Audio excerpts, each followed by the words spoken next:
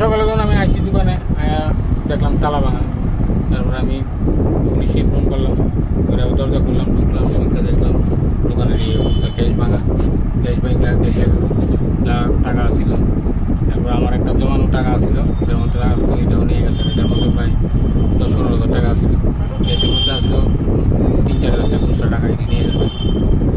তারপরে এদিকে দামি দামি যে জিনিসগুলো আসলো এভরিডের 1 কেজি 500 ডিটি, 1 কেজি আপনার কাঠবাদাম, তারপরে কাজু বাদাম এটি নিয়ে গেছে, মশলা লিকুইডের মেশিন, পনিরের ডিব্বা, মশলাপাতি যা আছে সব নিয়ে গেছে।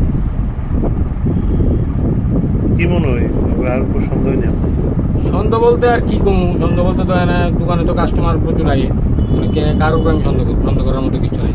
অবাক করার বিষয় হলো এরকম একটা রোডের মধ্যে দিন রাত্রেবেলা চুরি, কালকে একটা খেলা গেছে রাস্তার মধ্যে, সবাই আনন্দ করতেছে, আমরা কমিউনিটি ক্লাবের থেকে আমরা এদিকে স্ক্রিন লাগানো হয়েছে, খেলা দেখতেছে, বাজারে ঘুরে যাচ্ছে। 11:30 সময় রাত্রে আমি তো দোকান থেকে বাড়িতে গেছি, আমার বাড়িও দোকানে উল্টা দেখি, এর মধ্যে যদি এরকম চুরি হয় এমন একটা জায়গার মধ্যে, এটি একটা ভাববার বিষয় আর কি। এখানে আপনাদের কর্নাল চমনিতে তো এই যে বিট পুলিশ তারাও বসা থাকে। হ্যাঁ, এরা বসা যায়, কিন্তু এরা থাকলে কি হবে, এখন তো নাই, চুরি তো হয়ে গেছে না, চুরি হয়েছে, যা ক্ষতি হওয়ার তো ক্ষতিটা আমার হয়েছে, এটা তো অন্য কারোর হয়েছে না। কি নাম আমার নাম অসীম শাহ। ওই বলতে কিরকম হচ্ছে আপনার? ক্ষয়ক্ষতি ধরেন আপনার সব মিলে এখন অব্দি আমি যা দেখতেছি আনুমানিক 40-50 হাজার টাকা জিনিস নিচ্ছে, আর ক্যাশ টাকা ছিল এখানে 15-18 হাজার টাকার মতো ক্যাশ টাকাটা নিয়ে গেছে।